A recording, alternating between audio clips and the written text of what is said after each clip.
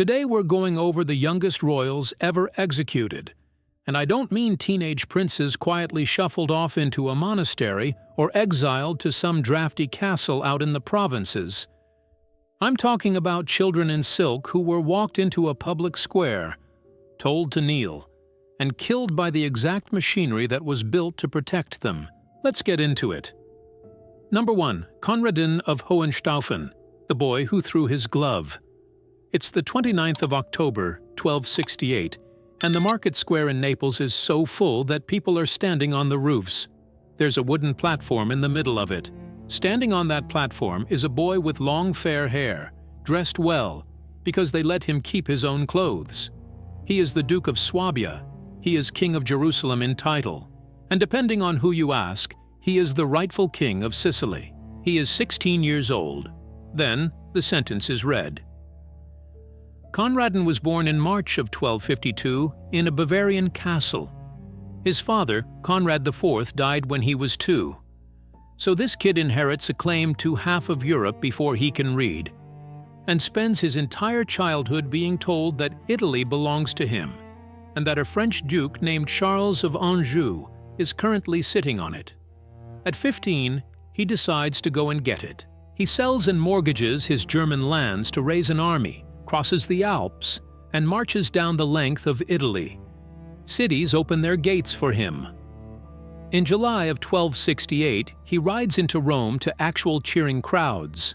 That's like a high school sophomore liquidating his college fund, raising a private army, and successfully invading a foreign country on his way to junior year. And it very nearly works. At the Battle of Tagliacozzo on the 23rd of August, his army breaks the enemy line and Charles's men start running. Conradin's soldiers stop chasing them and start looting the baggage train instead, because obviously they've won. Charles has around 800 knights hidden in a fold of the hills. They come out. In under an hour the whole thing reverses, and the boy king is riding for the coast with nothing left. He reaches a fishing town called Astura and gets on a boat. A local lord recognizes him, takes him off the boat, and sells him to Charles. And here's where it gets really interesting. Charles wanted a legal death rather than a murder, so he assembled a panel of judges, and most of them refused to condemn a 16-year-old for pressing a claim he had inherited perfectly lawfully. Accounts vary on exactly what happened next, but the tradition is that only one judge would read the sentence aloud, and that Charles's own son-in-law was so disgusted by it that he struck the man down in front of everyone. They executed the boy anyway. His friend Frederick of Baden, aged 19, was beheaded beside him. Conradin reportedly looked out at the crowd and said something about his mother, that he was sorry for the grief he was about to cause her. And then, according to the story, he pulled off his glove and threw it into the crowd. A signal to whoever picked it up that the claim was not dead, and that somebody out there should come and finish this. 14 years later, on Easter Monday of 1282, the Sicilians rose up against Charles's French garrisons and slaughtered them in the streets. Peter of Aragon sailed in and took the island. Charles never got it back. He died in 1285 with the thing he'd killed a teenager for already gone. So it took a dead 16-year-old about 14 years to win his war. Number 2. The 19 brothers of Mehmed III, the smallest coffins in Istanbul. It's late January 1595, and the people of Istanbul are watching a funeral procession that does not make sense. Sultan Murad III has died, so the crowds have come out for that part. But there isn't one coffin coming out of the palace gate. There are 20. One of them is the size you'd expect. The other 19 are small. Several of them are very small. They are all his sons. Mehmed III had come in from the provinces, taken the throne at 28, and immediately done the arithmetic that Ottoman sultans had been doing for over a century. His father had kept an enormous harem and had been extremely productive in it. That left Mehmed with 19 younger brothers, and in that system, every single one of them was a future civil war with a face attached. There was a law for it. Mehmed II had written the thing into the imperial code generations earlier, in plain language, whichever of his sons inherited the sultanate, it was appropriate for him to kill his brothers for the good of world order. Most sultans had used that clause on one rival, maybe two. Mehmed used it on all 19 in an afternoon. They were brought to him one at a time. Each boy kissed his hand. Mehmed reportedly told them not to be afraid. Then they were handed over to the palace executioners, who were deaf-mutes, and strangled with silk bowstrings, because law and long custom forbade spilling the blood of the house of Osman, and a cord does not spill anything.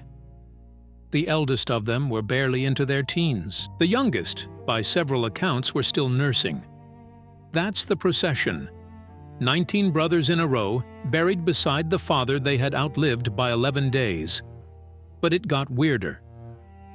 8 years later, in 1603, Mehmed heard a prophecy that his own eldest son, Mahmud, was going to take the throne out from under him. Mahmud was about 16. Mehmed had him strangled too, on the same reasoning, with the same equipment.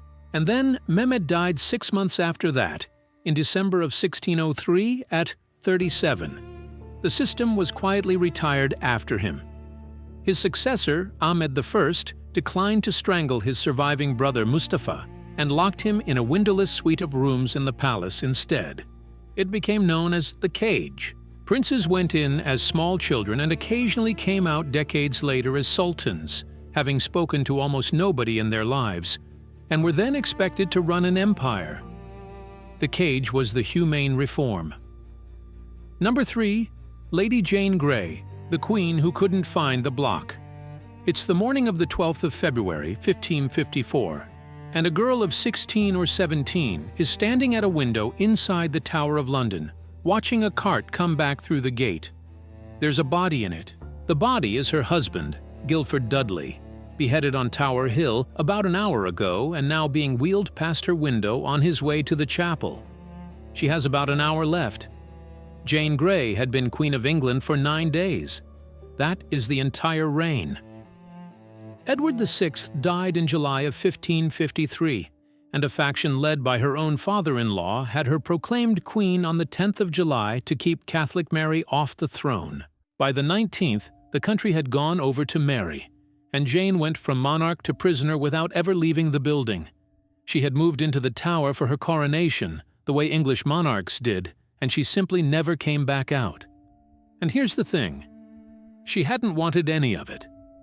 When they told her she was queen, she reportedly fainted, then wept, then said the crown belonged to Mary. She was a serious, bookish teenager who read Greek for pleasure and had been married off 6 weeks earlier to a boy she barely knew.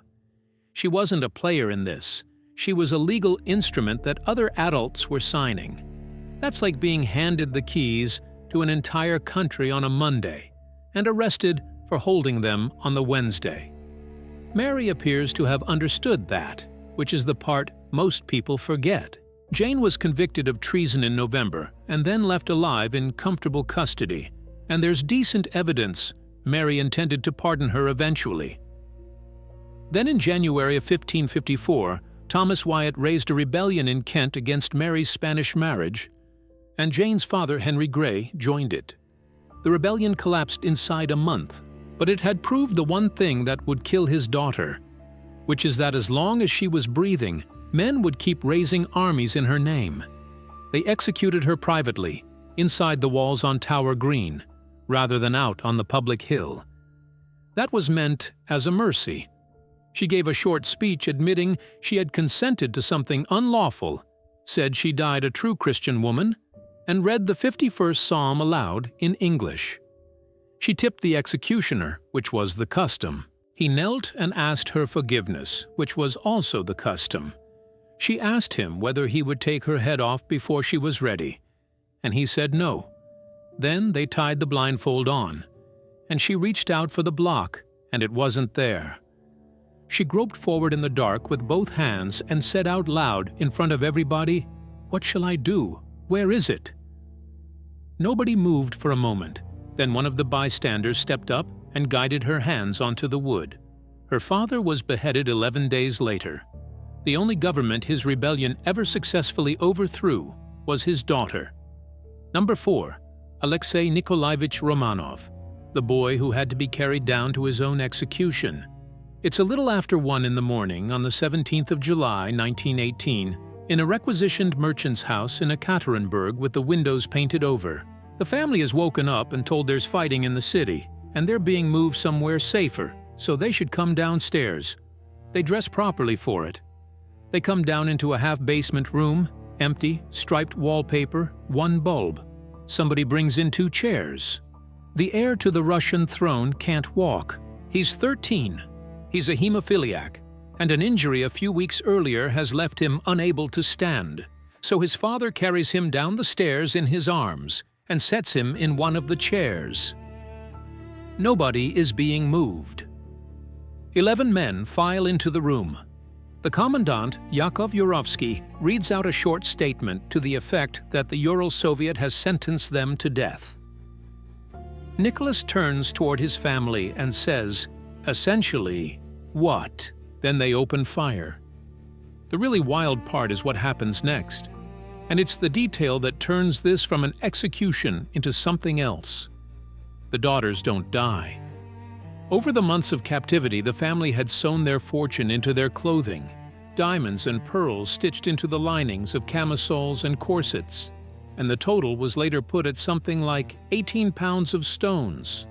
The bullets hit the jewels and stopped. So there are girls sitting up in a room now, so thick with gunpowder smoke and blasted plaster dust that the killers have to stop shooting, open the doors, and wait for the air to clear before they can see what they are doing.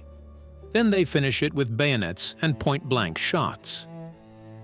Alexei was still alive in his chair through most of it. Yurovsky shot him twice in the head himself. The whole thing took about 20 minutes to do and 2 days to hide. The bodies went out to the woods at Koptyaki, down a mine shaft, then back up out of the mine shaft when it turned out to be far too shallow, then under a road. 2 of them, Alexei and one of his sisters, were burned and buried separately a short distance from the others, specifically so that anyone who ever found the main grave would count the wrong number of bodies. That worked for 89 years. The last 2 were found in 2007 and identified by DNA in 2008. Alexei's spaniel, Joy, was in the house that night. Joy survived, was picked up by a British officer, and lived out the rest of his life at Windsor. He was the only member of the household who got evacuated. So, there you have it. 4 sets of royal children that somebody in power decided could not be allowed to keep breathing. Conradin was 16 and threw his glove into the crowd so that somebody else would finish it. 19 small coffins came out of the palace gate in Istanbul in a single afternoon, and the youngest of them were still nursing. Jane Grey stood blindfolded on Tower Green and asked out loud where the block was. Alexei Romanov had to be carried downstairs because he couldn't stand up. Not one of them was killed for anything they had actually done. Conradin inherited a claim. The Ottoman boys were born in the wrong bedroom. Jane was proclaimed queen over her own objections and held the job for 9 days. Alexei was 13 years old and had never governed anything in his life. Every single one of them died for what somebody else might one day do with them, which means the real charge, in all 4 cases, was being useful to the wrong people. And you can be guilty of that in the cradle.